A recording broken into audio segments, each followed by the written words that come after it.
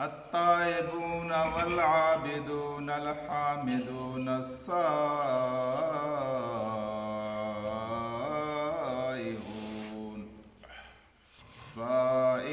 الراكعون الساجدون الآمرون بالمعروف والناهون عن المنكر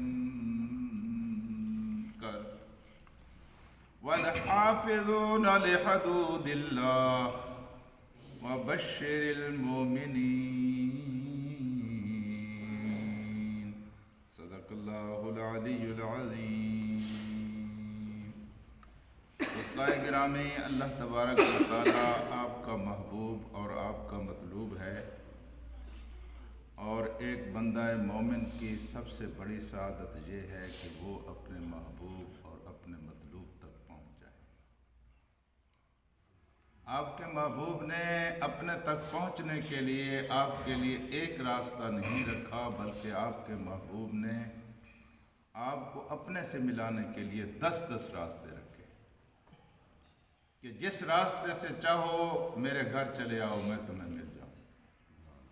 ان میں سب سے پہلا راستہ یہ ہے کہ التائبون، توبہ کرنے والے ہوتے ہیں، میرے بندے توبہ کرنے والے۔ توبہ کا راستہ خدا تک پہنچنے کا سب سے پہلا راستہ ہے، اور بار بار توبہ کرنا یہ بندہ مومن کی سب سے بڑی کوالٹی اور سب سے بڑا نشان ہے۔ یہ خصوصاً اس پس منظر میں کہ آپ نے اپنے رب کے ساتھ بیع کا سودا کیا ہوا ہے، بیع کیا ہوا ہے کہ میرا جان اور میری مال میرے اللہ کا ہے۔ آپ دیکھیں اس بات کو کہ کتنی بار ہم اس معاہدے سے منحرف ہوتے ہیں۔ جب اللہ کے دین کو، اللہ کے رسول کو ضرورت ہوتی ہے کہ ہم مال خرچ کریں، ہم مال خرچ نہیں کرتے۔ جان کو کھپانے، جان کو تھکانے کا وقت آتا ہے، ہم گریز کرتے ہیں۔ تو جتنی بار ہم اس بیع کو بھلاتے ہیں اتنی بار ہمارے اوپر توبہ لازم ہوتی ہے۔ اس لیے بندہ مومن کی یہ خاص نشانی ہے کہ وہ بار بار اپنے رب کی بارگاہ میں توبہ کرتا رہے اور استغفار کرتا رہے۔ کتنے آپ نیک ہوں گے، محمد رسول اللہ صلی اللہ علیہ وسلم سے زیادہ نیک تو آپ نہیں ہیں۔ حضور کریم صلی اللہ علیہ وسلم دن میں 70 مرتبہ توبہ و استغفار کرتے تھے۔ یہ سب سے پہلا راستہ ہے اپنے رب سے بندے کے ملنے کا، التائبون، کہ وہ توبہ کرنے والے ہیں۔ دوسری ان کی خوبی قرآن حکیم نے یہ بیان فرمائی ہے کہ العابدون، ہر وقت اللہ تبارک و تعالیٰ کے عبادت گزار۔ عبادت صرف یہ سجدہ کرنے اور رکوع کرنے اور مسجد میں آنے کا نام تھوڑی ہے۔ آپ جب دکان کی سیٹ پر بیٹھتے ہیں اس وقت بھی آپ عبادت کر رہے ہوتے ہیں، جب آپ دفتر میں بیٹھتے ہیں، جب آپ سکول میں کھڑے ہوتے ہیں، جب آپ کوئی گاڑی ٹھیک کر رہے ہوتے ہیں، جب آپ ایک دیوار اسار رہے ہوتے ہیں، اس وقت بھی عبادت کر رہے ہوتے ہیں۔ یہ تو میرے اللہ کا کرم ہے کہ اس نے عبادت کے تصور کو پھیلا دیا کہ ایک بندہ مومن اگر ہر کام اس نیت سے کرتا ہے کہ میں اس لیے کر رہا ہوں کہ اس میں روزی کماؤں گا، اور روزی کما کر میرا دین قوی ہوگا، میرا جسم قوی ہوگا، میں خدا کے دین کی خدمت کروں گا۔ نیت ٹھیک کر لے۔ دنیا داری کا سب سے بڑا کام بھی آپ کا عبادت ہو جاتا ہے اگر آپ کی نیت ٹھیک ہے۔ والعابدون، وہ عبادت کنسپٹ ان کا ٹھیک ہوتا ہے، نیت ٹھیک باندھتے ہیں۔ اور اگلا راستہ اللہ تک پہنچنے کا جو خدا پاک نے بیان فرمایا ہے، الحامدون، ہر وقت ان کی زبان خدا کے حمد سے تر رہتی ہے، خدا کے ذکر سے ان کی زبانیں تر رہتی ہیں۔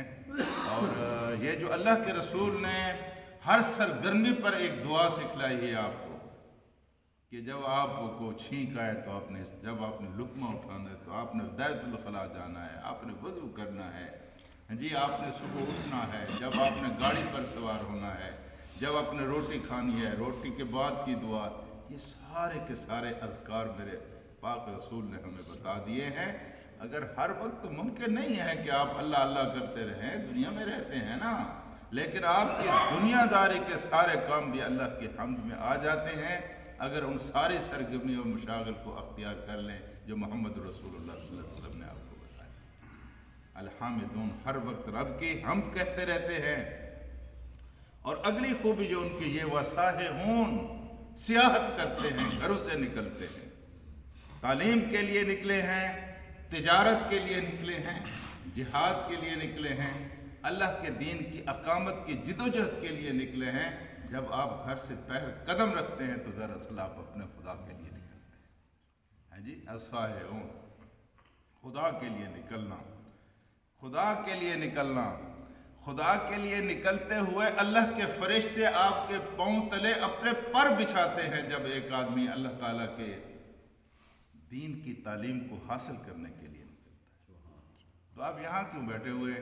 یہ تعلیم نہیں ہے، یہ بھی تعلیم ہے، یہ سب سے بڑی تعلیم ہے، سب سے بڑا علم اللہ کے قرآن کا علم ہے۔